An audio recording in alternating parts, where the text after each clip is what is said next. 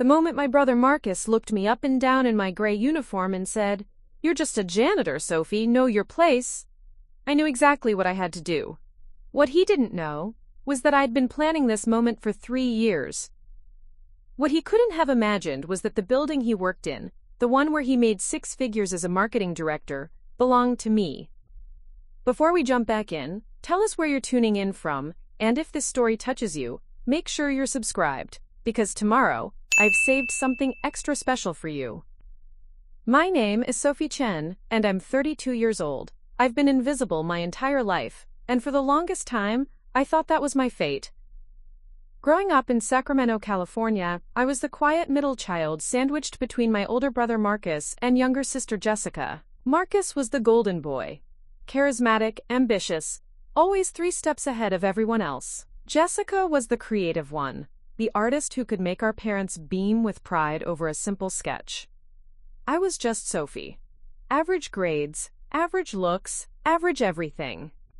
While Marcus was quarterback of the football team and Jessica was winning art competitions, I was in the library, reading about business strategies and investment portfolios. My parents, David and Linda Chen, ran a small accounting firm. They were good people, hard-working, but they had a way of seeing potential in my siblings that they never seemed to see in me. When Marcus graduated from UC Davis with a business degree, there was a party. When Jessica got accepted to art school, there was another party. When I graduated from community college with an associate's degree in business administration, there was a quiet dinner where Dad asked if I'd considered going back to school for something more practical. That was 2019. I was 25, living in my childhood bedroom, working part-time at a grocery store, and watching my siblings build lives that seemed to sparkle while mine felt gray around the edges. Marcus had landed a job at Pinnacle Marketing, a mid-sized firm downtown. He'd come home for Sunday dinners talking about campaigns and client meetings, his voice full of the kind of confidence I'd never felt about anything. "You should apply there," he'd said one evening, barely looking up from his plate. "They're always looking for administrative assistants." I did apply, not for the position he suggested, but for something else entirely. A custodial position. Night shift. The pay was decent, and more importantly, it was invisible. I could work without anyone paying attention to me, which had become my comfort zone. The Meridian Tower was a gleaming 20-story building in downtown Sacramento's business district. Built in the 1990s, it housed everything from law firms to tech startups. Pinnacle Marketing occupied the entire 15th floor. The first time I walked through those glass doors in my gray uniform, pushing a cart full of cleaning supplies, I felt like I was entering a different world. Marcus worked late that first week, and I remember the look on his face when he saw me emptying trash cans near his desk. Not embarrassment for me, but embarrassment for himself. Like having a sister who cleaned offices somehow reflected poorly on his image. "Sophie," he'd said, his voice tight, "what are you doing here?" "Working," I'd replied, not looking up from the wastebasket I was emptying. "But this is," he gestured vaguely at the building around us, "this is where I work." I finally looked at him. I know. That was the beginning of 3 years of small humiliations. Marcus would introduce me to his colleagues only when absolutely necessary, and always with a qualification. "This is my sister Sophie. She's between things right now." Or he'd pretend not to see me when I was working in his area, talking over me to his coworkers, as if I were part of the furniture.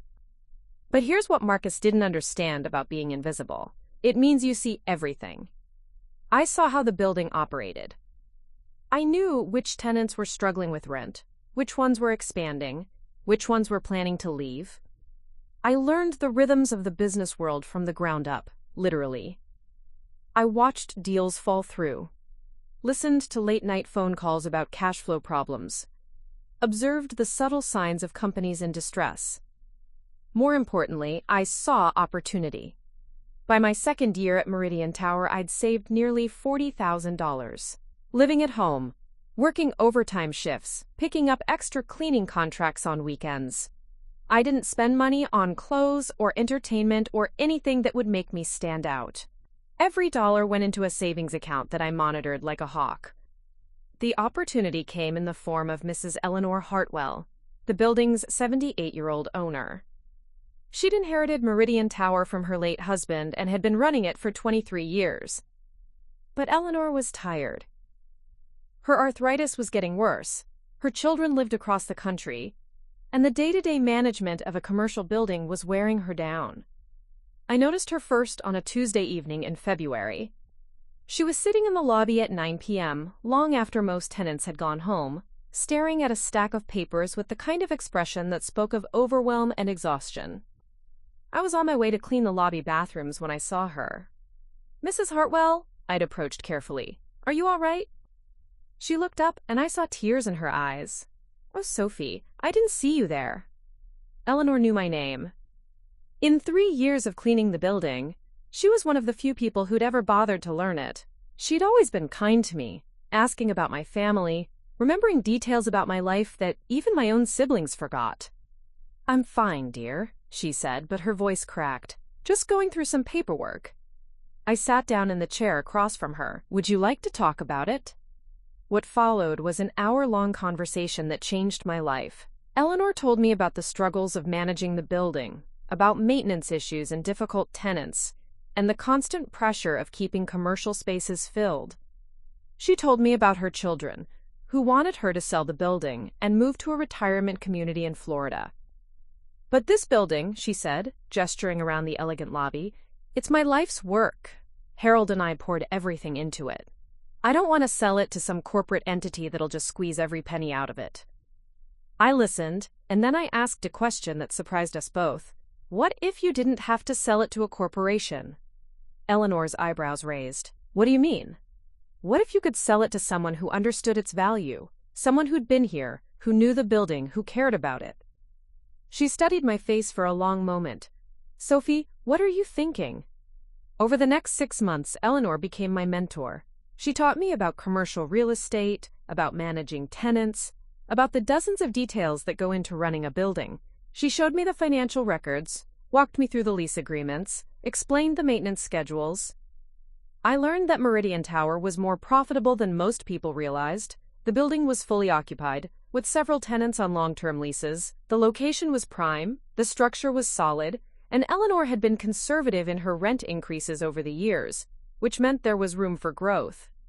Most importantly, I learned that Eleanor had been seriously undervaluing the building. She was asking $2.8 million for a property that was worth closer to $4 million. By August, I had a plan.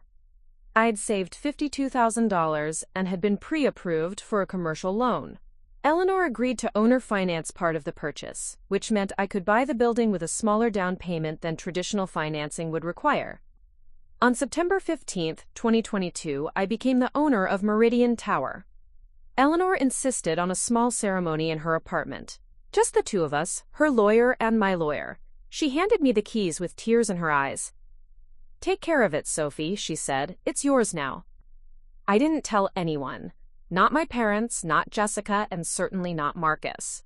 I continued working my custodial job, continued living at home, continued being invisible. But now I was invisible with a purpose. I spent the next year learning every aspect of the building's operation. I negotiated new leases, oversaw maintenance projects, and gradually increased rents to market rates. I was careful, methodical, and most importantly, I was present. I knew every tenant, every issue, every opportunity. The building's annual profit increased by 35% in my first year of ownership. Marcus never suspected anything. To him, I was still just his sister who cleaned offices. When he got promoted to marketing director and his salary increased to $95,000, he made sure to mention it at every family dinner. "Pinnacle is really investing in me," he'd say, cutting into his steak. "Mr. Harrison thinks I have real leadership potential."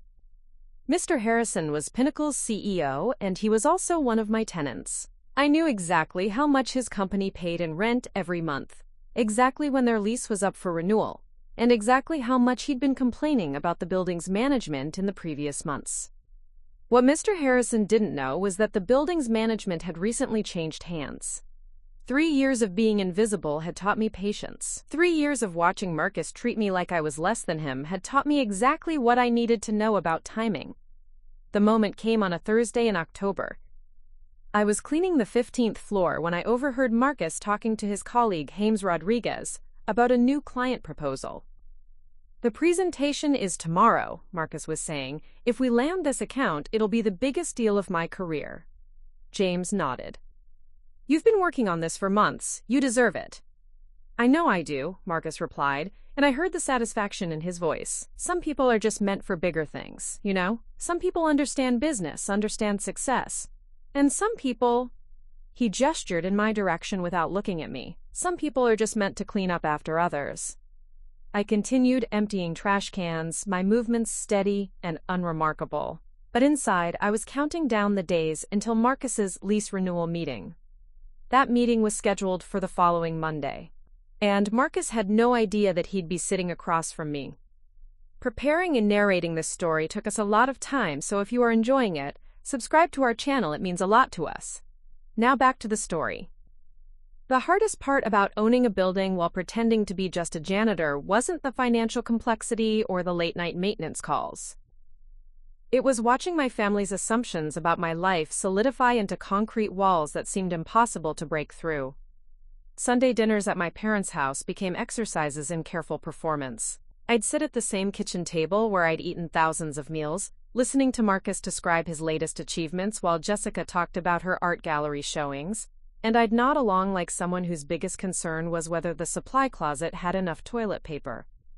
"Sophie, honey," Mom would say, passing me the mashed potatoes, "have you given any more thought to going back to school? Maybe something in healthcare? There are always jobs for nurses." Dad would look up from his plate with that expression he'd perfected over the years, gentle concern mixed with barely concealed disappointment. "Your mother's right. You can't clean offices forever. You need to think about your future." If only they knew that I'd been thinking about my future every single day for the past year. While they saw someone stuck in a dead-end job, I was learning the intricacies of commercial real estate law, studying market trends, and building relationships with contractors and property managers across the city. Marcus had made it clear what he thought about my prospects during one particularly uncomfortable dinner in November. Jessica had just announced that one of her paintings had sold for $3,000, and the congratulations were flowing freely. "See, Sophie," Marcus had said, reaching for his wine glass. "Jessica's building something. She's creating value. That's what separates people who succeed from people who just—" He'd made a vague gesture. "You know, get by." "Marcus," Mom had said, her voice carrying a warning. "What?" "I'm just saying there are two types of people in this world. People who create opportunities, and people who wait for opportunities to be handed to them."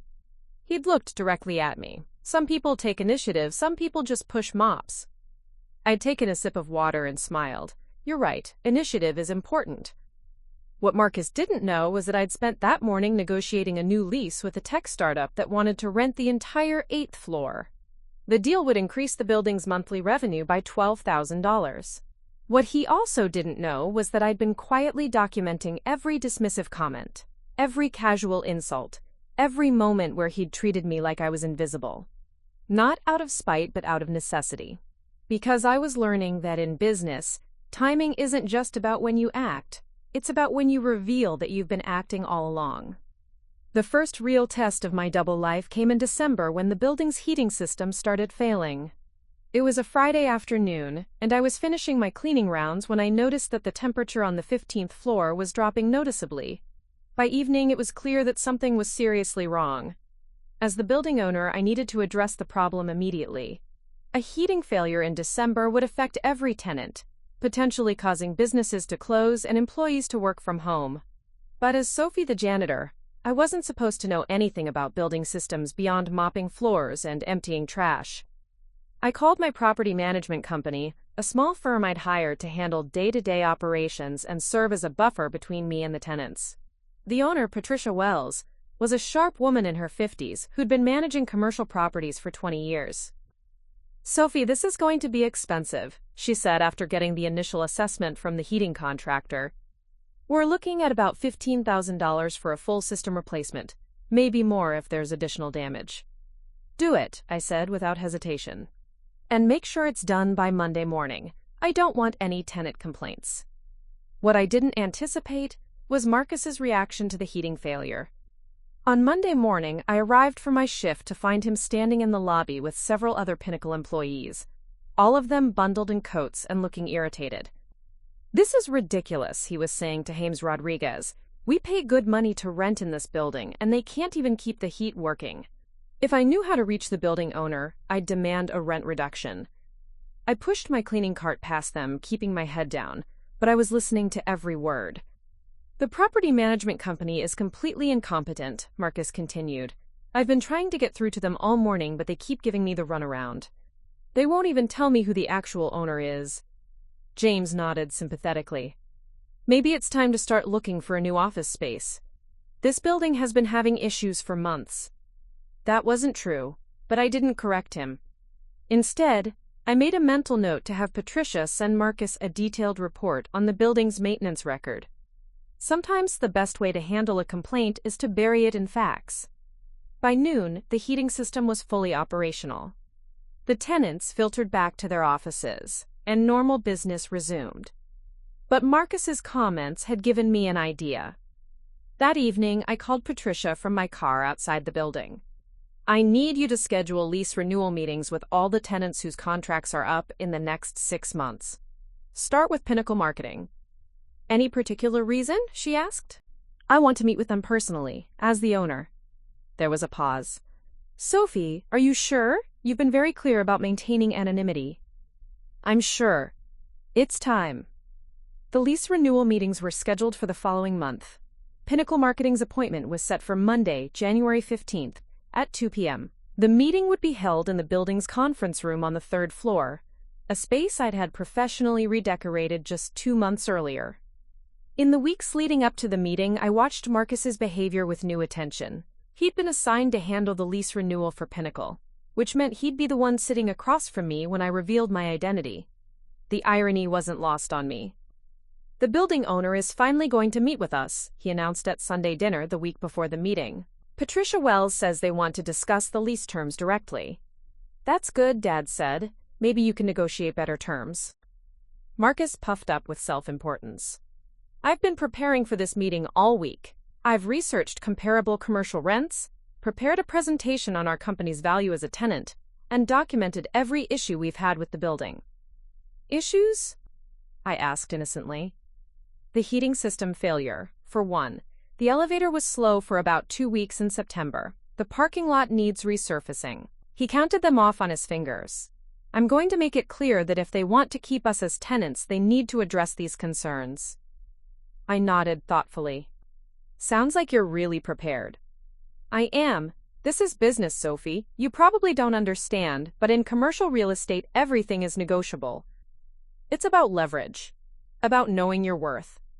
He took a bite of his dinner. "The building owner needs us more than we need them." The confidence in his voice was remarkable.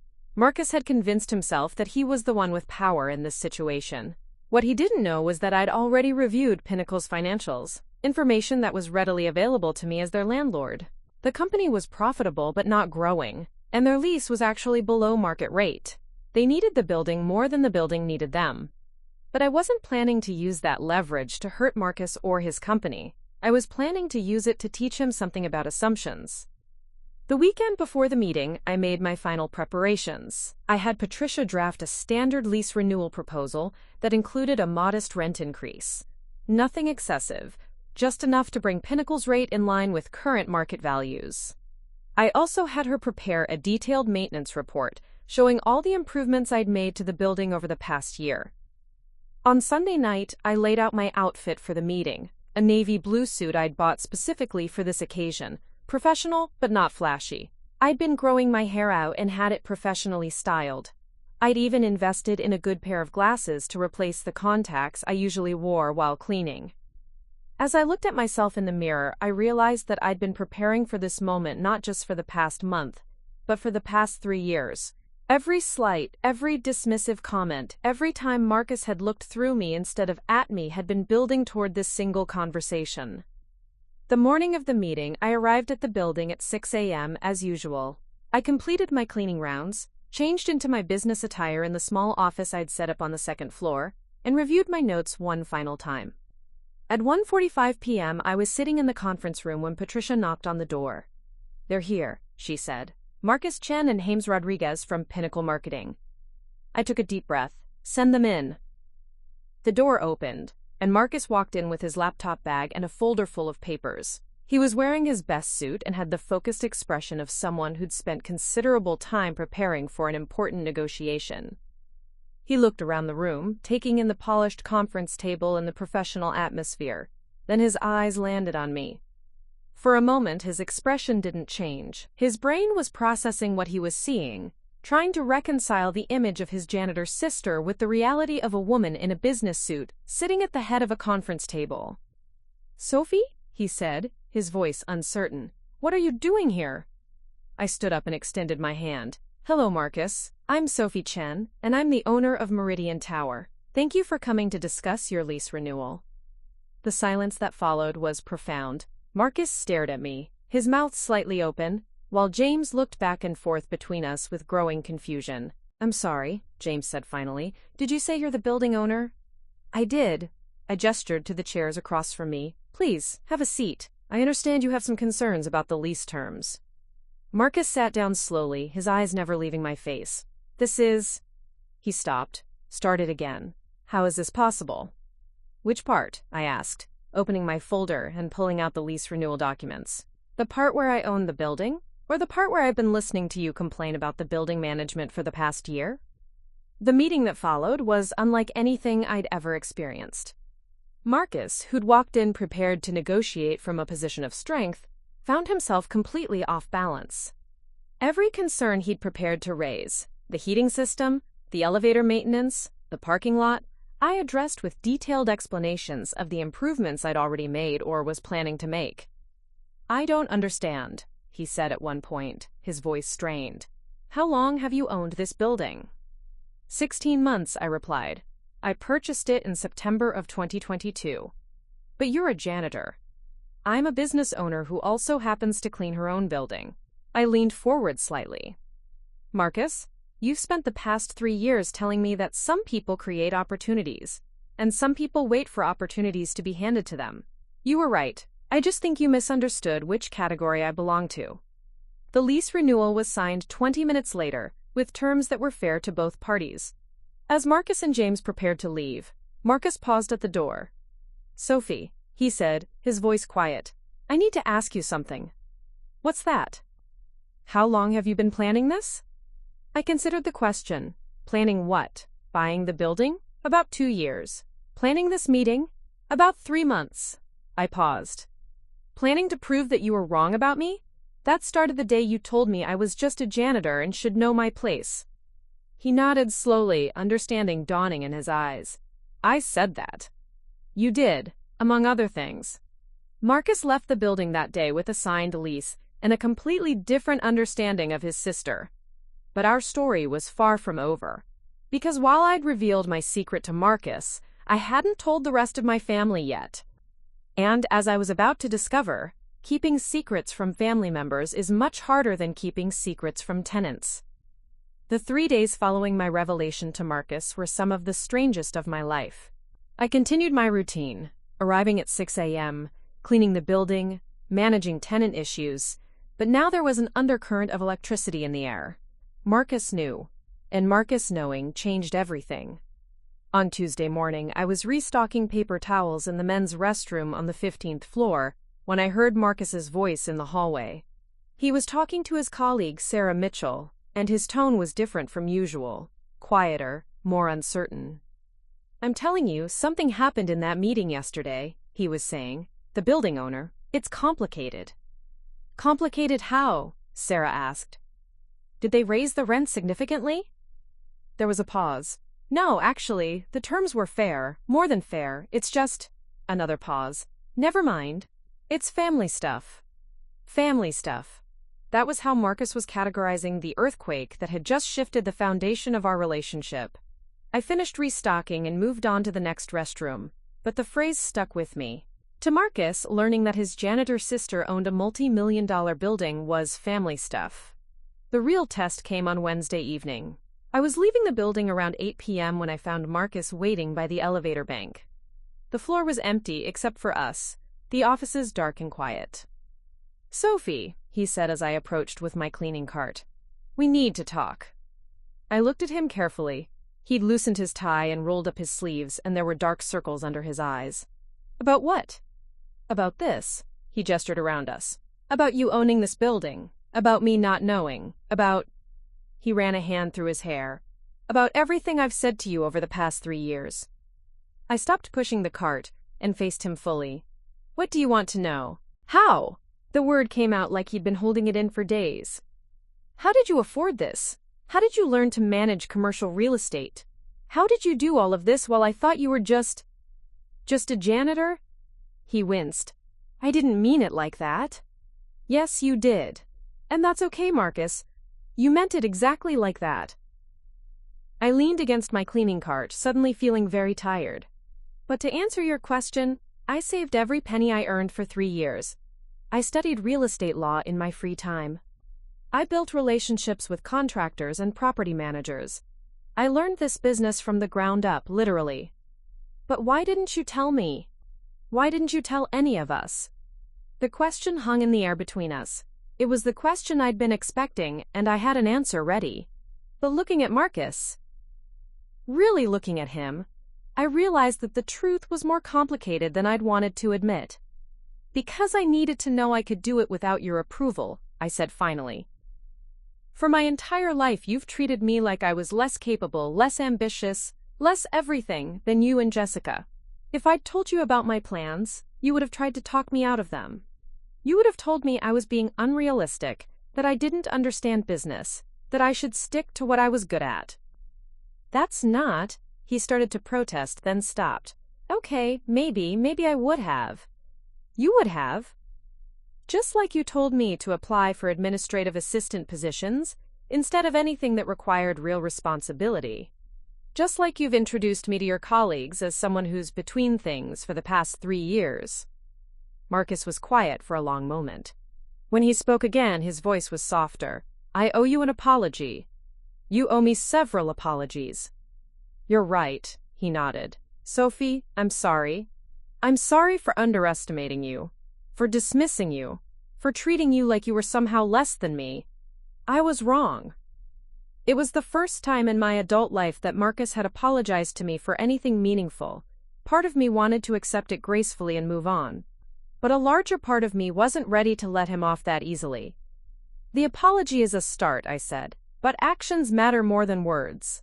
And your actions have been telling me for years that you don't respect me, or believe in my capabilities. What can I do to change that?" The question surprised me. Marcus had always been someone who assumed he knew what other people needed. The fact that he was asking instead of telling was itself a small revolution. "I don't know yet," I said honestly, "but I'll let you know when I figure it out." The elevator arrived, and we rode down together in silence. As we reached the lobby, Marcus turned to me one more time. "Are you going to tell Mom and Dad?" "Eventually, but not yet." "Why not?" I looked at him through the elevator's polished doors as they opened. "Because I want to see how you handle knowing first. This is your test, Marcus. What you do with this information will tell me a lot about who you really are." The next few weeks brought a series of small but significant changes. Marcus stopped making dismissive comments about my job during family dinners. When Jessica complained about her latest gallery rejection, Marcus suggested she talk to me about business strategies instead of just offering empty encouragement. When Dad mentioned concerns about my future career prospects, Marcus changed the subject. It was subtle, but I noticed, and more importantly, my parents noticed. "Marcus seems different lately," Mom commented during Sunday dinner in early February. "More mature somehow." "Maybe he's finally growing up," Dad replied, cutting into his roast beef. "It happens to some people in their 30s. I caught Marcus's eye across the table. He looked away quickly, but not before I saw something that might have been shame. The real challenge came when I had to navigate a major building crisis without blowing my cover. In mid-February, the city health department informed me that there had been a complaint about water quality in the building. They were requiring comprehensive testing of all the plumbing systems, which could potentially shut down operations for several days. The timing was terrible. Several tenants, including Pinnacle Marketing, had major projects due that week. A shutdown would cost them thousands of dollars and could result in broken contracts. As the building owner, I needed to handle this crisis immediately and efficiently. But as Sophie the janitor, I wasn't supposed to know anything about health department regulations or water system testing. I called Patricia from my car that evening, explaining the situation. "This is going to require coordination with every tenant," she said. "We'll need to schedule the testing around their business needs, arrange for temporary water supplies, and possibly provide alternative workspace. Do it. Whatever it costs." "Sophie, this could run into the tens of thousands, and there's no guarantee we'll find anything wrong. Sometimes these complaints are just disgruntled tenants or competitors trying to cause trouble. I don't care about the cost. I care about protecting my tenants' businesses." The next morning, I watched from my cleaning cart as Patricia arrived with a team of water quality specialists. She'd scheduled tenant meetings throughout the day to explain the situation and coordinate the testing process. Marcus's meeting was at 10 a.m. I happened to be cleaning the conference room next door, which gave me a perfect opportunity to overhear the conversation.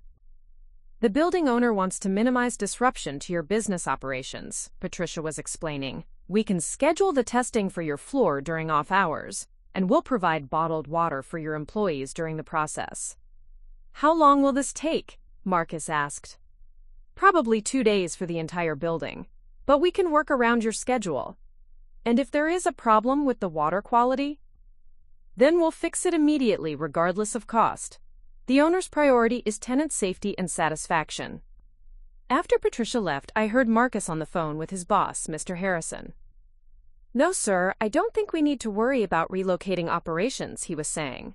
"The building management is being very proactive about this. They're clearly committed to maintaining high standards." It was a small thing, but it mattered. Marcus was defending the building, my building, instead of using the crisis as an opportunity to complain about management. The water quality testing revealed minor issues in 2 sections of the building. Nothing dangerous, but enough to require some pipe replacement and system upgrades. The total cost was $23,000, and the work was completed over a weekend to avoid disrupting tenant operations. Throughout the process, I watched Marcus carefully. He could have used the situation to assert himself, to demand compensation, or threaten to move to another building. Instead, he was professional, cooperative, and even complimentary about how the situation was handled. On Monday morning, after the work was complete, I found a note slipped under the door of my small second-floor office. It was handwritten on Pinnacle Marketing letterhead. "Sophie, I don't know if you'll see this, but I wanted to thank you for how you handled the water situation. I know you were the one making the decisions, even if Patricia was the one communicating them. You protected everyone's business, including mine. That means a lot. Marcus." I read the note 3 times before folding it and putting it in my desk drawer. It was the first time Marcus had acknowledged my competence and decision-making ability without being prompted. More than that, it was the first time he'd thanked me for anything related to business. That evening, I decided it was time to take the next step. I called Marcus from my car and asked him to meet me for coffee. We met at a small cafe near the building, somewhere neutral where we could talk without interruption. Marcus arrived first and had already ordered coffee for both of us. He looked nervous. "I got your note," I said, sitting down across from him. "I wasn't sure if I should send it. I wasn't sure if you'd want to hear from me about building stuff." "I did want to hear from you. That's why I asked you to meet me." I took a sip of my coffee. "Marcus, I need to tell you something else." His face tensed. "What?" "I'm not just the building owner. I'm also planning to expand. There are 3 other commercial properties in downtown Sacramento that are coming on the market in the next 6 months. I'm putting together investment partnerships to acquire them." Marcus stared at me. "You're building a real estate portfolio." "I am, and I'm looking for partners who understand the business, who have connections in the commercial sector, and who I can trust." I met his eyes. "I want to offer you an opportunity to invest." "Sophie, He stopped, looking overwhelmed. "I don't have that kind of money." You have something more valuable. You have industry connections, marketing expertise, and insider knowledge about what businesses look for in commercial space. I don't need your money, Marcus. I need your professional skills. The offer hung between us like a bridge, one that could either connect us or collapse under the weight of our history. Why? He asked finally. After everything I've said and done, why would you want to work with me? Because despite everything you've said and done, you're still my brother. And because when it mattered, when you could have used my crisis to make yourself look good, you chose to support me instead. I leaned forward. I'm not offering this because I forgive you, Marcus. I'm offering this because I think you're finally ready to see me as an equal. Marcus was quiet for a long time, staring into his coffee cup. When he looked up, his eyes were bright with something that might have been tears. I would be honored to work with you, he said. And Sophie, I am ready to see you as an equal. I think I'm ready to see you as someone who's better at this than I am. As we left the cafe that night, I realized that revealing my secret to Marcus hadn't just changed his perception of me, it had changed my perception of him. He wasn't the arrogant, dismissive brother I'd been fighting against for years. He was someone who was capable of growth, of admitting mistakes, of changing. But I still hadn't told my parents or Jessica, and as I was about to discover, family secrets have a way of revealing themselves at the most unexpected moments. Working with Marcus turned out to be more complicated than I'd anticipated, but not for the reasons I'd expected. The problem wasn't that he didn't respect my business acumen, he'd made a complete reversal on that front. The problem was that he was overcompensating, treating me with such exaggerated deference that our family dinners had become awkward theatrical performances.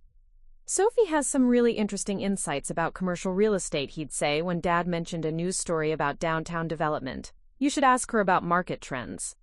Or when Mom wondered aloud about property values in our neighborhood, Marcus would jump in with, Sophie would know about that. She understands real estate better than anyone I know. My parents were starting to notice. During a Sunday dinner in late February, Dad finally called him on it. Marcus, why do you keep deferring to Sophie about real estate? She cleans office buildings. I'm sure she's observant, but that doesn't make her an expert on property investment. I watched Marcus's face carefully. This was his moment of truth. Would he keep my secret, or would he crack under pressure? I just think Sophie's smarter than we give her credit for, he said carefully. She pays attention to things the rest of us miss. It was a diplomatic answer, but it only made my parents more curious. Mom set down her fork and studied my face. Sophie, is there something you're not telling us? The question hung in the air like smoke. I could feel Marcus's eyes on me, waiting to see how I'd handle it. Jessica looked up from her phone with sudden interest. It wasn't often that family dinner conversation focused on me. What do you mean? I asked, buying time. You've been different lately, Mom continued, more confident, and Marcus has been treating you like you're some kind of business consultant. What's going on? I could have deflected. I could have made a joke or changed the subject. But looking around the table at my family, Marcus tense with the weight of our shared secret, my parents genuinely curious, Jessica actually paying attention to me for once, I realized that keeping the secret was starting to cost more than revealing it. There is something I haven't told you, I said slowly, something pretty significant. Dad leaned forward. What kind of something? I took a deep breath. I own a building, a commercial building downtown. I've owned it for about 18 months. The silence that followed was deafening. Mom's mouth fell open slightly. Dad blinked several times like he was trying to process what I'd said. Jessica actually put her phone down. You own a building? Mom repeated, her voice faint. The Meridian Tower, 20 stories downtown Sacramento. I bought it in September of 2022. Dad started, then stopped. Sophie, how is that possible? How did you afford a commercial building? I saved every penny I earned for 3 years, studied real estate law, learned the business, and found the right opportunity. I kept my voice steady, matter of fact. The previous owner was looking for someone who would care about the building, not just maximize profits. We worked out owner financing. Jessica found her voice first. Wait, you mean while we've been feeling sorry for you cleaning offices, you've actually been building a real estate empire? I wouldn't call it an empire yet. But yes, essentially. Mom was shaking her head slowly. I don't understand. Why didn't you tell us? Why let us think you were struggling? This was the question I'd been dreading, because the honest answer would hurt. Because I needed to know I could do it without your doubts and limitations holding me back. Our doubts? Dad's voice sharpened. We're your family, Sophie. We support you. Do you? I met his eyes directly. Dad, 3 months ago you suggested I go to nursing school because I can't clean offices forever. Mom, you've been trying to set me up with your friend's son who works at the bank because you thought I needed someone stable to take care of me. Neither of you has ever asked me what I wanted to do with my life or believed I was capable of something bigger. The words came out harder than I'd intended, but they were true. My parents exchanged a look across the table. We just wanted you to be secure, Mom said quietly. We worried about your future. I know, but your worry felt like a ceiling I couldn't break through. So I stopped trying to convince you and started convincing myself. Marcus spoke up for the first time since my revelation. For what it's worth, she's been incredibly successful. The building is profitable, well-managed, and she's looking at expanding her portfolio. You knew about this? Dad asked him. I found out recently. Sophie handles the lease for my company. Jessica leaned back in her chair, a slow smile spreading across her face. This is amazing. Sophie, you've been playing the long game while the rest of us thought you were stuck. That's actually brilliant. Her reaction surprised me. I'd expected Jessica to be hurt that I hadn't confided in her, but instead, she seemed genuinely impressed. How much is the building worth? Dad asked, his accountant instincts kicking in. About $4 million, based on current market assessments. Another silence fell over the table. This one was different. Less shocked, more contemplative. $4 million, Mom repeated slowly. Our Sophie owns a $4 million building. Your Sophie has always been capable of more than you gave her credit for, I said gently. You just weren't looking in the right places. The conversation that followed lasted until nearly midnight. My parents asked dozens of questions about financing, property management, tenant relations, and market trends. For the first time in my adult life, they were asking me for advice instead of giving it. Jessica was fascinated by the business strategy aspect. So you basically infiltrated the commercial real estate world while pretending to be invisible? That's like corporate espionage, but legal. I prefer to think of it as market research, I replied, but I was smiling. The biggest surprise was Dad's reaction. Once he got past the initial shock, his accounting background kicked in, and he started analyzing my business model with genuine professional interest. You're carrying some debt on the purchase, I assume? He asked. Some, but the rental income more than covers the payments, plus maintenance and improvements. And you're looking at expansion? 3 properties. I'm putting together investor partnerships for larger acquisitions. Dad nodded thoughtfully. Have you considered the tax advantages of forming an LLC? And what about depreciation schedules? It was surreal, having my father treat me as a business peer instead of a child who needed guidance. But it was also deeply satisfying. As the evening wound down, Mom pulled me aside in the kitchen while Dad and Marcus discussed property tax strategies, and Jessica scrolled through real estate listings on her phone. Sophie, I owe you an apology, she said, her voice soft. I've been treating you like you needed to be protected, when what you needed was to be believed in. Mom!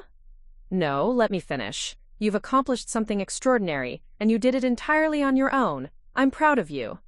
But I'm also sorry that you felt like you couldn't share it with us. I hugged her then, something I hadn't done spontaneously in years. I needed to prove it to myself first, but I'm glad you know now.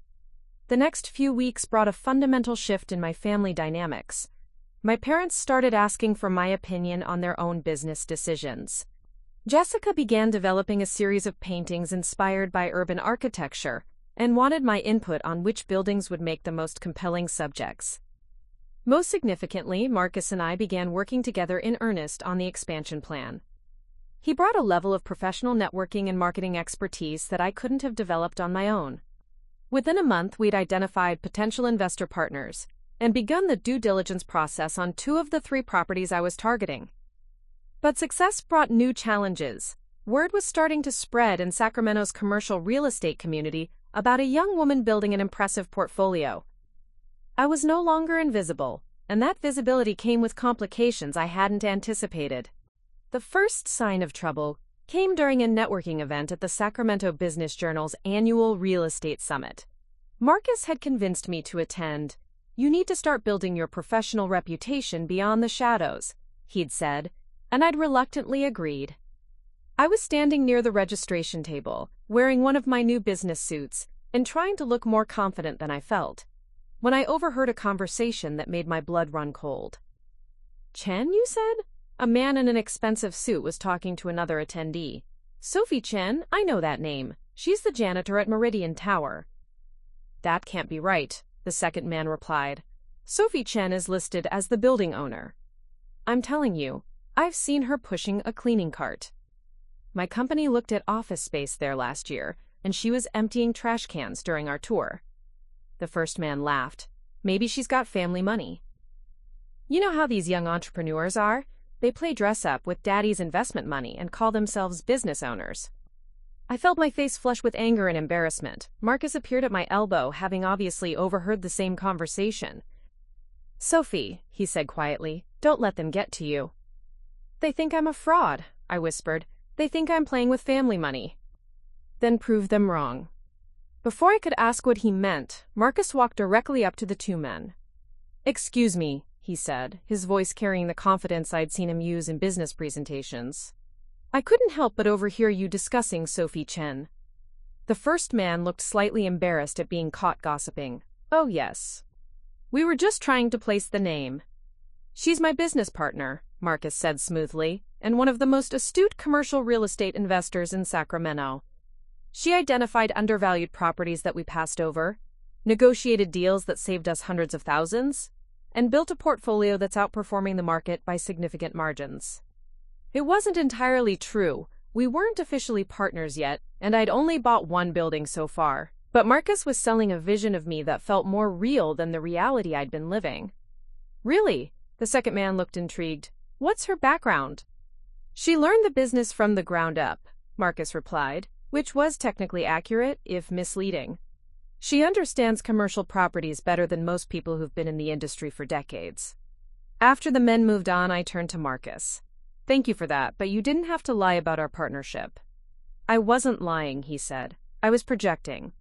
Sophie, if you want to be taken seriously in this industry, you can't keep hiding behind your janitor persona.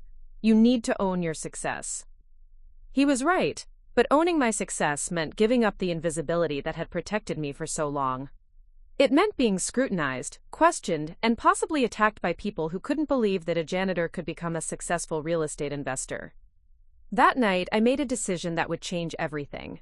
I submitted my resignation letter to the building's cleaning service, effective in 2 weeks.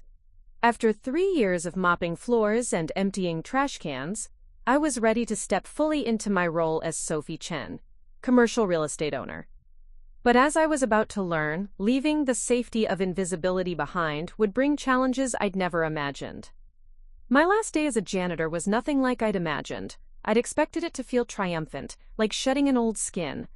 Instead, it felt like saying goodbye to a version of myself that had served me well, even if she'd been underestimated by everyone around her. I arrived at Meridian Tower at 6 a.m. one final time, but instead of my usual gray uniform, I wore jeans and a comfortable sweater. Patricia had arranged for a new cleaning service to start the following week, and I was spending my final shift training their supervisor on the building's specific needs. "The elevator in the North Bank sometimes sticks between the 8th and 9th floors," I explained to Maria Santos, a middle-aged woman with kind eyes and calloused hands. "You have to press the button firmly and wait. Don't panic if it takes a few extra seconds." Maria nodded, taking notes in a small spiral notebook. "And the tenants? Any particular preferences I should know about?" I thought about it. The law firm on the 12th floor prefers their trash emptied after 7 p.m. They often work late and don't like interruptions during business hours. The marketing company on 15, I paused, thinking about Marcus. They're generally respectful, but they go through a lot of coffee. Check their break room twice per shift. As we made our rounds, I found myself seeing the building through new eyes. These weren't just offices I'd cleaned for 3 years. They were spaces I now understood from a business perspective. The accounting firm on the third floor had been expanding gradually, adding new employees every few months. They'd probably need more space within the year. The tech startup on the seventh floor had been struggling with cash flow. I'd overheard enough late-night phone calls to know they might not renew their lease. "Ms. Chen?" Maria's voice interrupted my thoughts. "Is everything all right?" "Sorry, I was just thinking about how much this place has changed since I started working here." She smiled knowingly. "Buildings are like that. They have their own personalities, their own rhythms. You can't really understand a place until you've spent time in its corners." Her words stayed with me as I finished my final rounds. There was wisdom in the work I'd been doing, even if others hadn't recognized it. I'd learned this building's personality in a way that no amount of financial reports could teach. My transition from janitor to full-time real estate investor officially began the following Monday. I'd rented a small office on the fifth floor of Meridian Tower. It felt poetic to conduct business in my own building, and hired an assistant, a recent college graduate named David Park, who had a degree in business administration and an impressive understanding of commercial real estate software. "Your first official appointment is at 10 a.m., David informed me as I settled into my new office chair. "Richard Blackwood from Blackwood Development. He's interested in discussing a joint venture." Richard Blackwood was a name I recognized from Sacramento Business Journal articles. His development company had been responsible for several major commercial projects in the area, including a mixed-use complex that had revitalized an entire downtown district. The fact that he wanted to meet with me felt surreal. When Blackwood arrived, he was exactly what I'd expected: tall, silver-haired, wearing a suit that probably cost more than I used to make in 3 months. But his handshake was firm, and his smile seemed genuine. "Ms. Chen," he said, settling into the chair across from my desk. "I've been hearing interesting things about your work here at Meridian Tower." "Good things, I hope." "Very good things. Word is you've increased the building's profitability by 35% in 18 months, maintained full occupancy, and have your tenants fighting to renew their leases early." He leaned forward slightly. "That's impressive work for someone so new to the industry." I felt a familiar tension in my chest, the assumption that I was new to the industry, the implication that my success was somehow surprising. But I kept my voice steady. "I had good teachers and I pay attention to details." That's exactly what I wanted to discuss.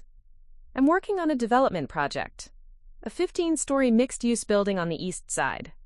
Residential units on the upper floors, commercial space below. It's a $30 million project, and I'm looking for partners who understand both commercial and residential property management." $30 million. The number was so large it felt abstract. "What kind of partnership are you considering?" 20% equity stake for the right partner. Someone who brings property management expertise, local market knowledge, and... He paused. "A certain perspective that my usual partners might lack." "What kind of perspective?" Blackwood smiled. "The perspective of someone who's actually worked in these buildings, who understands them from the ground up. Most developers see properties as financial instruments. You see them as places where people work and live. That's valuable." The meeting lasted 2 hours. By the end, I had a formal proposal to review and a week to decide. As Blackwood left, he turned back at the door. "Ms. Chen, can I give you some advice?" I nodded. "Don't let anyone make you feel like you don't belong in this industry. I've been doing this for 25 years, and I've learned that the best insights often come from the most unexpected places." After he left, I sat in my office staring at the proposal documents. A year ago, I'd been invisible. Now one of Sacramento's most successful developers was offering me a partnership in a $30 million project. The speed of the change was dizzying. David knocked on my door around 3 p.m. "Ms. Chen, you have a visitor. She says she's your grandmother." I looked up, confused. Both my grandmothers had died years ago. "What's her name?" "Eleanor Hartwell." "Eleanor."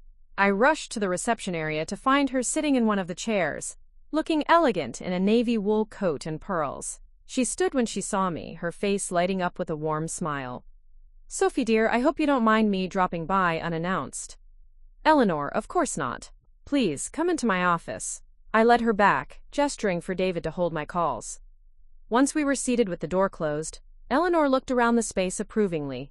This is lovely. Much better than that tiny apartment I remember you living in. I still live with my parents, I admitted, then realized how that sounded. I mean, I'm looking for my own place, but the transition has been overwhelming, she suggested kindly. That's a good word for it. Eleanor leaned forward. Sophie, I came because I heard you've been having some challenges in the business community. People questioning your background, suggesting you don't belong. I felt my cheeks burn. How did you hear about that? Sacramento's commercial real estate community is smaller than you think, dear. Word travels. She paused. I also heard that Richard Blackwood offered you a partnership. You know Richard? Oh yes, Harold and I worked with him years ago on a smaller project. He's a good man, honest in his dealings, but he's also very careful about who he partners with. The fact that he approached you means he sees something special. Eleanor reached into her purse and pulled out a business card. I want you to call this person Margaret Wong. She runs a commercial real estate investment group for women entrepreneurs. They meet monthly, and I think you'd benefit from connecting with other women who face similar challenges. I took the card, studying the elegant script. Eleanor, why are you helping me? You've already done so much. Because I see myself in you, dear. When Harold and I bought Meridian Tower, I was 32 years old, and people treated me like Harold's secretary, not his business partner. I had to prove myself over and over again. She smiled. But once I did, I made sure to help other women do the same. After Eleanor left, I sat with Margaret Wong's business card for a long time. The idea of joining a group of women entrepreneurs was appealing, but it also felt like admitting I needed help. I'd been so focused on proving I could succeed on my own that I'd forgotten the value of community. That evening, I called Margaret. Her voice was warm but professional, and she invited me to attend their next meeting the following Thursday. Just so you know, she said, we have a strict confidentiality policy. What's shared in the group stays in the group. Many of our members are dealing with sensitive business situations. The meeting was held in a private dining room at an upscale restaurant downtown. When I arrived, I found 8 women of various ages seated around a polished table. Margaret, a sharp-looking woman in her 40s, made introductions. Everyone, this is Sophie Chen. She owns Meridian Tower and is considering some expansion opportunities. The introductions that followed were eye-opening.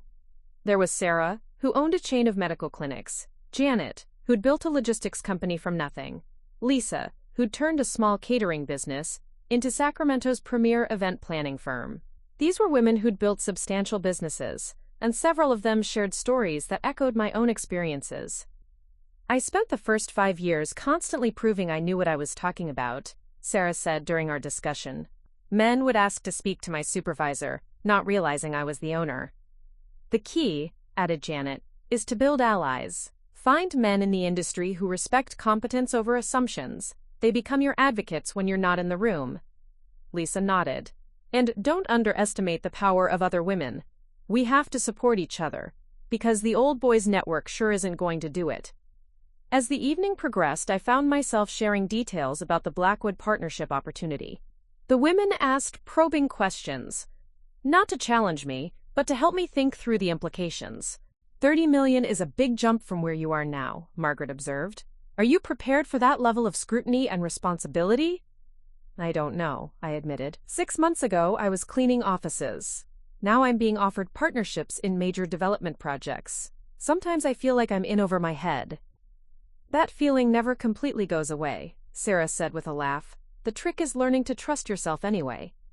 By the time I left the restaurant, I had 3 new business contacts, an invitation to collaborate on a smaller project with Lisa, and a clearer perspective on the Blackwood opportunity. The phone call that changed everything came on a Tuesday morning in April. I was reviewing lease agreements when David knocked on my office door, his face pale and urgent. Ms. Chen, you need to take this call. It's about Marcus. My blood went cold. What happened? He's been arrested. Something about embezzlement at Pinnacle Marketing. The world seemed to tilt sideways. I grabbed the phone, my hands shaking as I listened to a detective explain that Marcus had been taken into custody that morning on charges of stealing client funds. The amounts mentioned were staggering. Over $200,000 allegedly diverted from client accounts into personal investments. I need to call my parents, I said, hanging up the phone, but before I could dial, my office phone rang again. This time it was Patricia.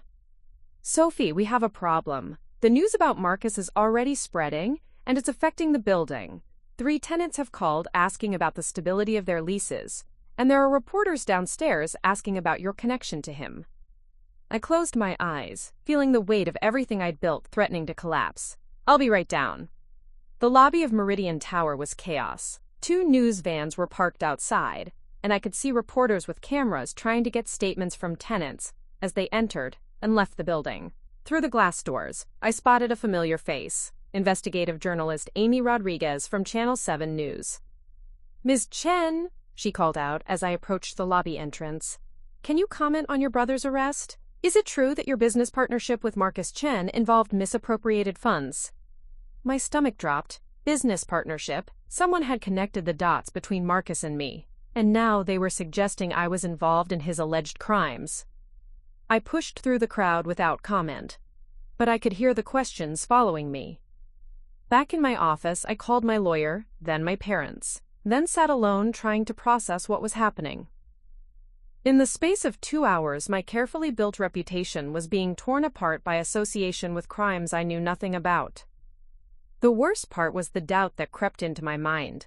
Had Marcus been using our recent business discussions to somehow legitimize his activities? Had his newfound respect for my success been genuine, or had he been planning to use me as cover? My phone buzzed with a text from Jessica. "Sophie, Mom and Dad are freaking out. Marcus says he's innocent but won't tell them what really happened. Can you come home?" The drive to my parents' house felt like traveling back in time. Suddenly I wasn't Sophie Chen, successful real estate investor. I was just Sophie, the middle child whose family was falling apart. I found my parents in the living room, Mom crying softly while Dad paced behind the couch. "Sophie," Dad said when he saw me, "thank God, we don't know what to do." "Have you talked to Marcus?" "They allowed one phone call. He said he didn't do it, but he couldn't explain much." Mom looked up at me with red-rimmed eyes. "Sophie, the news is saying he was your business partner. They're implying you might be involved." The accusation hung in the air like poison. Even from my own mother, hearing the suggestion that I might be connected to Marcus's alleged crimes felt like a physical blow. "Mom, I had nothing to do with whatever Marcus did or didn't do. We talked about potential future partnerships, but we never actually worked together on anything involving client funds. But the news is wrong." I sat down across from my parents, trying to keep my voice steady. "I've built my business entirely separately from Marcus. Every dollar I've invested, every decision I've made, has been independent." Dad stopped pacing. "Sophie, you need to protect yourself. If Marcus did what they're saying he did, and if people think you're connected..." He didn't need to finish the sentence. I understood. My reputation, my business, everything I'd worked for could be destroyed by association with crimes I had no part in. The next 48 hours were a nightmare. News stories ran constantly, always mentioning Marcus Chen and his sister Sophie, a commercial real estate investor. The implication was clear, even if they couldn't prove anything. My phone rang nonstop with reporters, nervous tenants, and business associates asking uncomfortable questions. Richard Blackwood called on Thursday morning. "Sophie, I'm sorry to do this, but given the current situation, I think we should postpone discussions about the partnership until things settle down." "Richard, I understand your position, but I hope you understand mine. I've done nothing wrong." "I believe that. But perception matters in this business, and right now the perception is problematic." After he hung up, I sat in my office feeling the walls closing in. Everything I'd built was unraveling because of someone else's choices, someone else's alleged crimes. The injustice of it was overwhelming. That afternoon, Margaret Wong called. "Sophie, the women's group wanted me to reach out. We're all thinking of you during this difficult time." "Thank you. Although I'm not sure how difficult it's going to get before it gets better." "That's actually why I'm calling. Several of us have been in similar situations. Not criminal allegations, but reputation attacks, guilt by association, that sort of thing. We'd like to help. I don't know what anyone can do. The damage is already spreading. Don't underestimate the power of people who know your character speaking up for you. Sarah's husband is a prominent attorney. Lisa has connections in local media. Janet knows half the commercial real estate brokers in the city. Margaret paused. We stick together, Sophie. That's what this community is for. Over the weekend, something remarkable happened. Without any prompting from me, people began speaking up. Eleanor Hartwell gave an interview to the Sacramento Business Journal about my character and business acumen. Sarah's husband issued a statement pointing out that no charges had been filed against me and that speculation about my involvement was unfounded. Most surprisingly, several of my tenants organized a group statement defending my integrity as a landlord and business owner. They submitted it to local news outlets and posted it on social media. Mr. Harrison from Pinnacle Marketing was among the signatories. Sophie Chen has been nothing but professional and ethical in all her dealings with our company, the statement read. Any suggestion that she was involved in illegal activities is baseless and unfair. The tide began to turn on Monday when Marcus's lawyer held a press conference. She revealed that Marcus was accused of making unauthorized investments with client funds, investments that had actually been profitable. The alleged crime wasn't theft for personal gain, but rather making investment decisions without proper client authorization. My client made serious errors in judgment regarding client consent and proper procedures, the lawyer explained, but he did not steal money for personal use. The funds were invested in legitimate opportunities, and clients ultimately received higher returns than they would have otherwise. It was still a crime, but it painted a very different picture than the embezzlement narrative that had been circulating. More importantly, the lawyer made it clear that Marcus had acted entirely alone and that no family members or business associates were involved in any way. Marcus was released on bail that evening. Dad picked him up from jail, and Mom insisted on a family dinner to talk through everything. I almost didn't go, but Jessica convinced me that hiding would only make things worse. When I arrived at my parents' house, Marcus was sitting at the kitchen table looking haggard and ashamed. He stood up when he saw me. Sophie, I'm so sorry. I never meant for this to affect you. But it did affect me. It almost destroyed everything I've built. I know, and I'll do whatever it takes to make it right. We sat down for what was probably the most difficult conversation our family had ever had. Marcus explained what had happened. He'd been managing investment portfolios for several high-net-worth clients, and when he saw opportunities for higher returns, he'd made investment decisions without getting proper written authorization. The investments had been successful, but when one client discovered the unauthorized activity, they filed criminal charges. I thought I was helping them, Marcus said, his voice breaking. The returns were better than what they were getting through traditional management.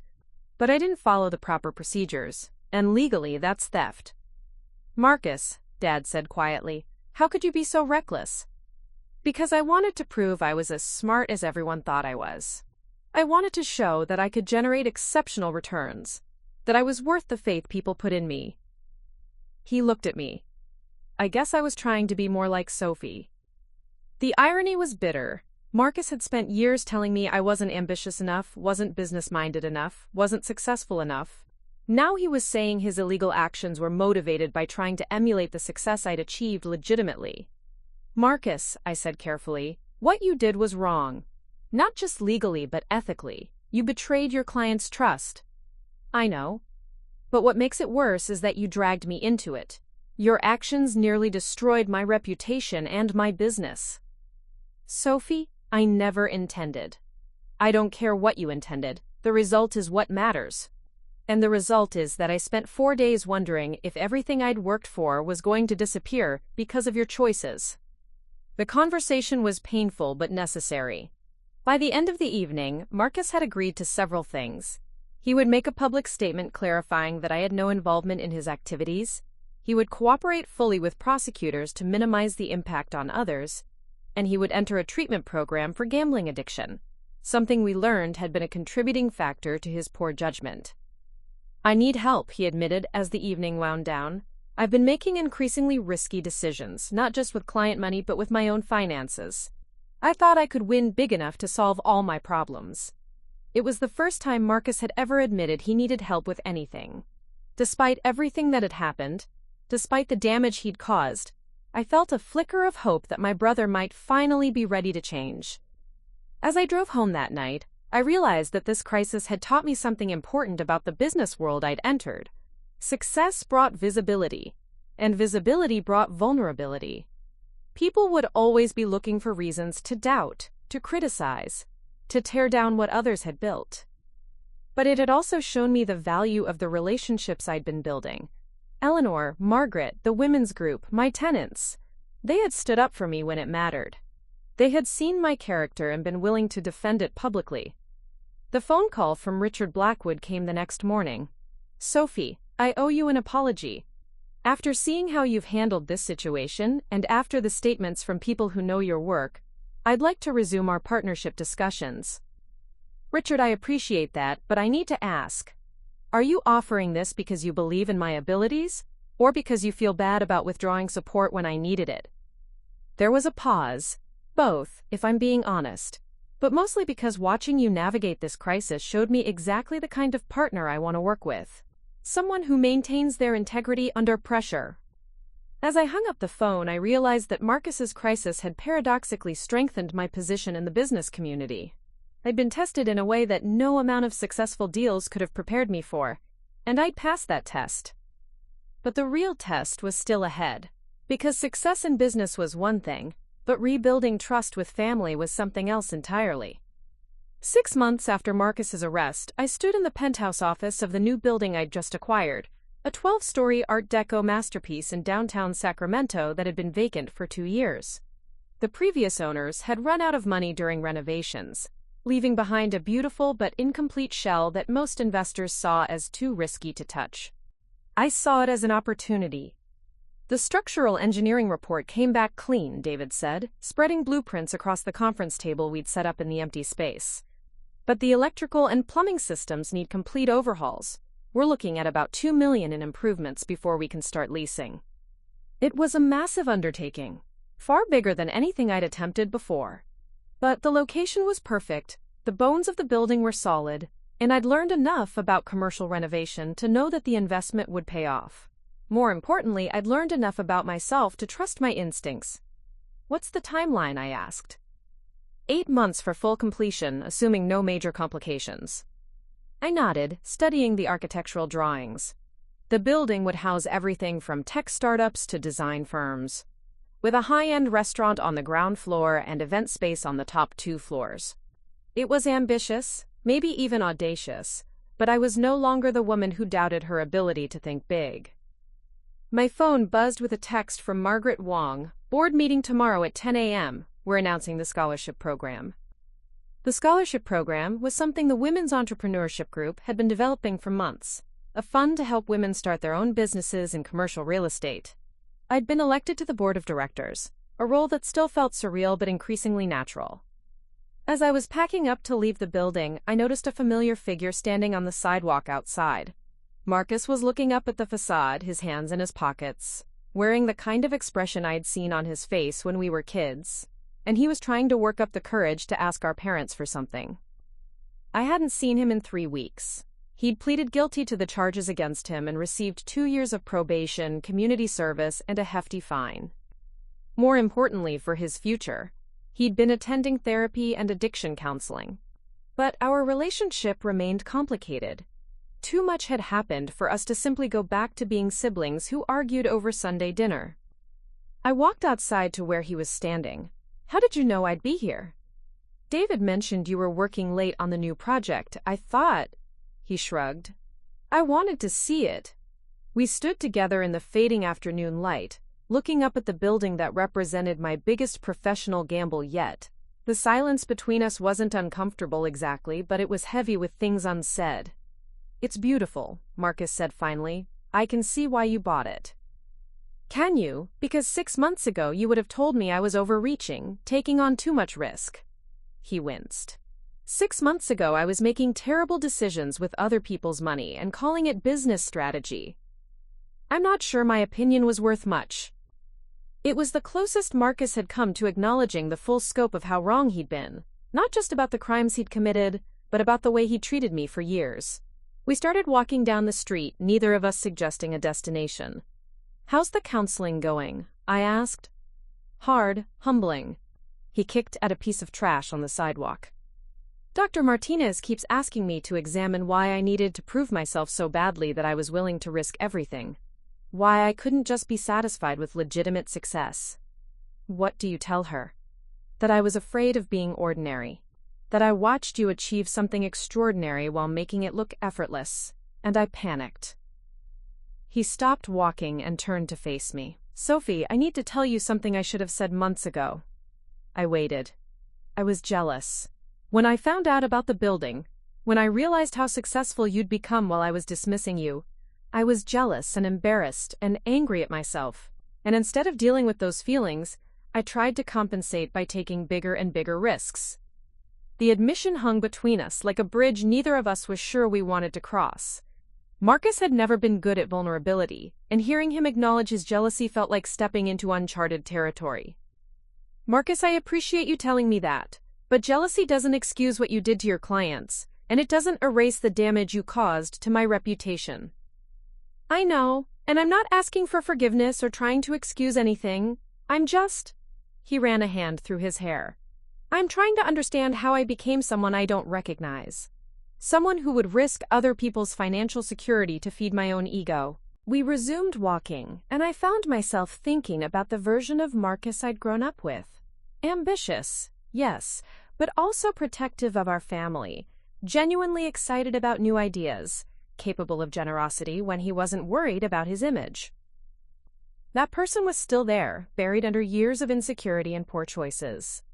Dr. Martinez thinks I should find a way to make amends, Marcus continued. Not just to the clients I hurt, but to you. She says carrying guilt without action just perpetuates the destructive patterns. What kind of amends? I don't know yet, but I want to find out. He stopped again, this time in front of a small cafe where we used to get hot chocolate as kids. Sophie, would you be willing to let me help with the new building project? The question caught me completely off guard. Help how? However you'll let me. I know I don't deserve your trust, and I know I have no right to ask, but I've been out of work for 6 months. I have skills that might be useful and... He struggled for words. I need to prove to myself that I can contribute to something positive instead of just taking. I stared at him, trying to process what he was suggesting. Marcus, you realize I can't pay you anything close to what you were making at Pinnacle, right? And you'd be working for me, taking direction from the sister you spent years telling to know her place. I know. And honestly, that's part of why I think it might be good for me. I need to learn how to follow instead of always trying to lead. The irony was almost too perfect. Marcus, who had spent our entire lives positioning himself as the successful sibling, was asking to work for me, the janitor he'd looked down on for years. Part of me wanted to say no just to watch him squirm. But a larger part of me recognized that this might be exactly what our relationship needed. I'll think about it, I said, but if I say yes, there would be conditions. Name them. First, you'd start at the bottom. Administrative work, coordinating with contractors. Whatever needs doing. Second, you'd continue with therapy and check in with me regularly about how you're handling stress. Third, any sign of the old Marcus, the arrogance, the condescension, the assumption that you know better, and you're gone. Marcus nodded slowly. Those are fair conditions. And fourth, I added, you'd need to write a letter to every one of your former clients, acknowledging the harm you caused and outlining the steps you're taking to ensure it never happens again. This last condition was something I'd been thinking about since his arrest. Marcus had apologized to the legal system and to our family, but I wasn't sure he'd fully confronted the human cost of his actions. Sophie, he paused. That's terrifying. Some of those people trusted me with their life savings. Which is exactly why you need to face them directly. Not hiding behind lawyers or press statements, but person to person, acknowledging what you did. We'd reached my car by then, and I could see Marcus processing what I'd asked of him. The old Marcus would have found reasons why such direct accountability was unnecessary or unfair. This Marcus just nodded. You're right. I'll start writing the letters this week. I drove home that evening thinking about second chances and the difference between redemption and rehabilitation. Marcus was clearly working to become a better person, but did that mean I owed him forgiveness? Did it mean I should trust him with my business? The answer came to me during the women's group meeting the next morning. We were discussing risk management, how to protect your business while still being open to growth opportunities, when Sarah mentioned something that struck me. Sometimes the biggest risk is not taking a risk, she said. I almost didn't hire my ex-husband after our divorce because I was afraid of mixing personal and professional relationships, but he turned out to be one of my best employees because he had something to prove. After the meeting, I called Marcus. If you're serious about working on the building project, be at my office Monday morning at 8 a.m. Wear work clothes and bring a notebook. The pause that followed was so long I thought the call had dropped. Then Marcus's voice came through, quiet and grateful. Thank you, Sophie. I won't let you down. You already have let me down, Marcus. That's why this is your chance to build something new. Monday morning arrived gray and drizzly, typical Sacramento winter weather. I was in my office by 7:30, reviewing contractor schedules and permit applications, when David knocked on my door. Miss Chen, Marcus is here. Marcus walked in wearing jeans, work boots, and a plain sweatshirt, a far cry from the expensive suits he'd favored at Pinnacle Marketing. He looked nervous but determined, carrying a notebook and a cup of coffee. Good morning, I said, not getting up from my desk. Ready to work? Yes, ma'am. The formality in his voice was new, and it occurred to me that this might be the first time in our adult lives that Marcus had treated me as an authority figure. It felt strange but not unpleasant. Your first assignment is to create a comprehensive timeline for the renovation project. I want every permit application, every contractor milestone, every inspection date mapped out. Then I want you to identify potential bottlenecks and propose solutions. Marcus took notes as I explained the project details, asking clarifying questions but never challenging my decisions or suggesting alternatives. It was like working with a completely different person, focused, respectful, genuinely interested in understanding rather than impressing. Over the following weeks, something unexpected happened. Marcus proved to be an excellent project coordinator.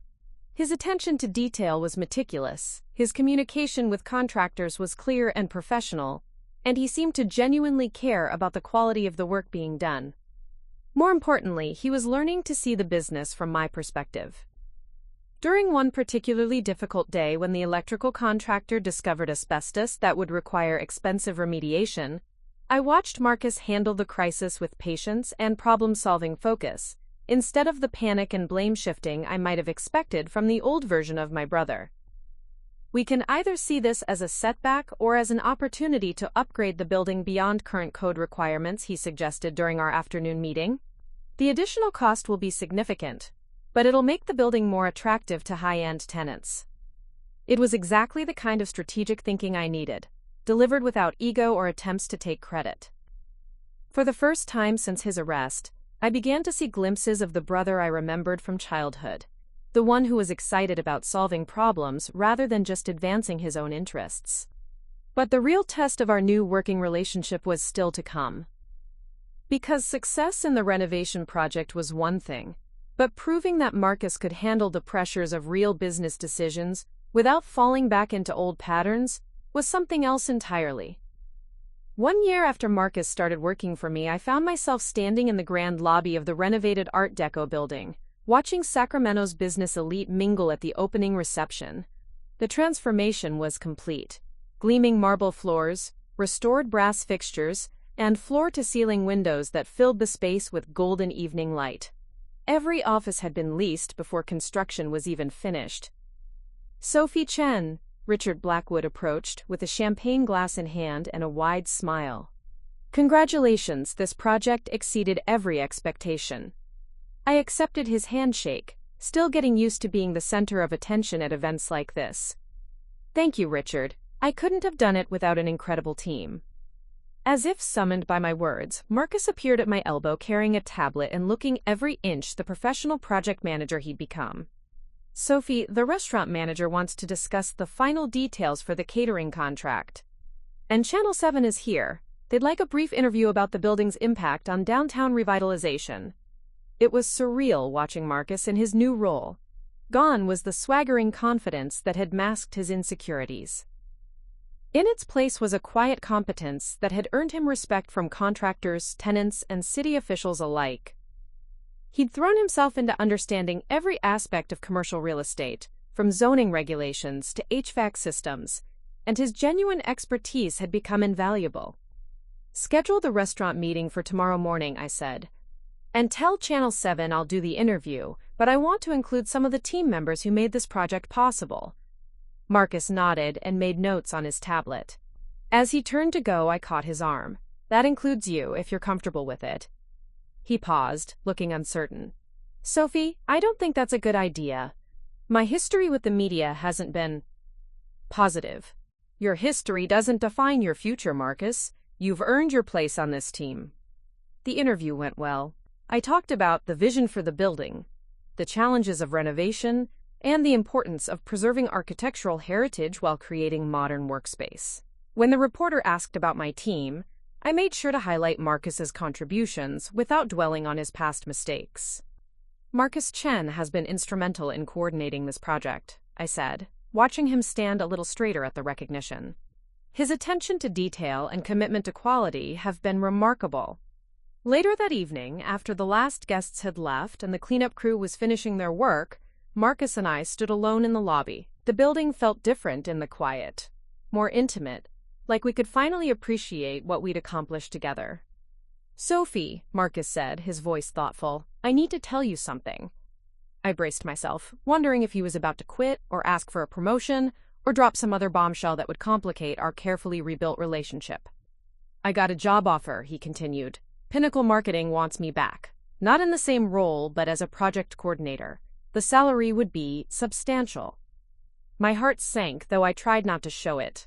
I'd known this day would come eventually. Marcus had rehabilitated his reputation through his work on the building project, and companies were starting to notice his skills again. Of course, he would want to return to the corporate world where he'd always felt he belonged. "Congratulations," I managed. "That's wonderful news." Marcus shook his head. "I'm not taking it." "What? Why not?" "Because I've learned something working for you that I never understood before. Success isn't just about the size of your paycheck or the prestige of your title. It's about building something meaningful with people you respect and trust." He looked around the lobby, then back at me. "Sophie, I'd like to propose something different." I waited, curious despite myself. "I want to become your official business partner. Not as a favor or family obligation, but as an equal contributor to what we're building together. I've saved every penny I've earned this year, and I want to invest it in our next project." The word equal hung between us, and I found myself thinking about how much had changed since that day Marcus first called me just a janitor. He was offering partnership, but he was also acknowledging that I was the senior partner, the one with a vision, the track record, and the ultimate authority. "Marcus, that's a generous offer, but partnership means more than just financial investment. It means shared decision-making, shared risks, shared accountability." "I know, and I think I'm ready for that responsibility." He pulled out a folded paper from his jacket pocket. "I wrote something. Not a business proposal, but a personal one. Would you read it?" I unfolded the paper and read, "Sophie, a year ago, I asked you for a second chance I didn't deserve. You gave it to me anyway, with conditions that forced me to confront who I'd become and who I wanted to be. Working for you has taught me more about business, integrity, and leadership than any job I've ever had. But more than that, it's taught me about the sister I never took the time to really see. You've always been the smartest, most determined person in our family. I was just too insecure to admit it. I'm not asking for partnership because I think I've earned it. I'm asking because I believe we can build something together that neither of us could create alone. You have the vision and business instincts. I have project management skills and industry connections. Together, we could transform commercial real estate in Sacramento. If you say yes, I promise to never again take your leadership for granted. And if you say no, I promise to support whatever decision you make about your business and your future. Either way, I'm proud to be your brother. Marcus." I read the letter twice, feeling emotions I couldn't quite name. This wasn't the Marcus who had dismissed me for years, or the Marcus who had nearly destroyed everything with his reckless decisions. This was someone who had done the hard work of becoming a better person, someone who had learned to lead by first learning to follow. "Marcus," I said finally, "there's something you need to understand about partnership." His face tensed, preparing for rejection. Partners challenge each other. They disagree, they argue, they push each other to be better. If we do this, I won't always be right, and you won't always defer to me. We'll have to learn how to be equals who happen to be siblings, not siblings trying to be business partners." A slow smile spread across his face. "I think I'd like that."